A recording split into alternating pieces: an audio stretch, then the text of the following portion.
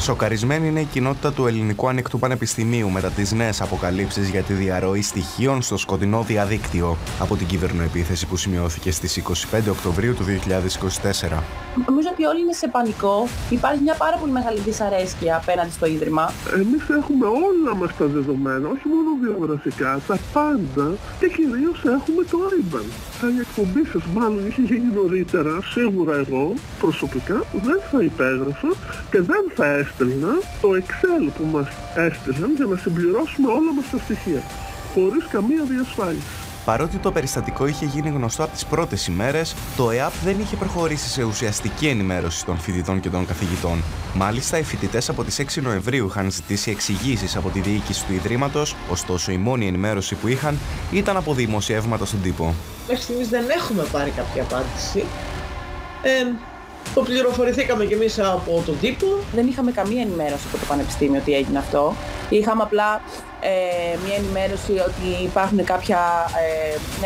μια κακόβουλη επίθεση. Και εννοείται ότι δεν μας γνωστοποιήθηκε ότι ήταν εν τέλει κυβερνοεπίθεση. Εγώ προσωπικά από τις εφημερίδες το έμαθα, δεν είχαμε καμία ενημέρωση επίσημα από το Πανεπιστήμιο, τίποτα απολύτως. Οι φοιτητές ήδη έχουν αναλάβει πρωτοβουλίες ώστε να κινηθούν νομικά. Ετοιμάζουμε κι εμείς όσο οφείλουμε για να υπερασπιστούμε τους εαυτούς μας. Οι συνέπειες από αυτή τη διαρροή προσωπικών δεδομένων μπορεί να είναι καταστροφικές. Αυτή τη στιγμή έχουν τα στοιχεία που χρειάζονται για να πάρουν δάνειο από τράπεζα, για να κάνουν εισαγωγή στο νοσοκομείο, για να τυπώσουν πτυχίο στο όνομα του περασμένου φοιτητή. Μπορούν να κάνουν μια εισαγωγή σε ένα νοσοκομείο με το όνομά σου, έχοντας ας πούμε το άμκα σου. Αυτό πραγματικά είναι ένα ζήτημα που μπορεί να μην σε αφήσει να κοιμάσαι τα βράδια. Ο πρίτανης του Ιδρύματος, μιλώντας χθες στις εξελίξεις τώρα, διαβεβαίωσε πως το Πανεπιστήμιο είναι πλέον θωρακισμένο. Είμαστε πολύ πιο ασφαλείς από ό,τι είμαστε. Δεν μπορώ να πω ότι είμαστε, όπως κανένας νομίζω δεν μπορεί να πει ότι υποκλείεται να ξανασυμβεί.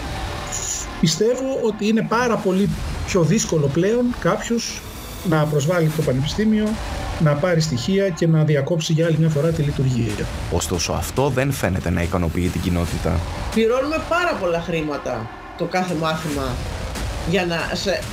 για να μπορέσουμε να κάνουμε αυτές τις σπουδές και νομίζω ότι θα πρέπει με αυτά τα χρήματα να διασφαλίζεται και ότι τα προσωπικά μας δεδομένα δεν θα είναι έρμεο κάθε φορά που γίνεται κάποια ατάκη. 5 μήνες μετά το κάποιοι έχουν πληγεί δεν είναι απάντηση.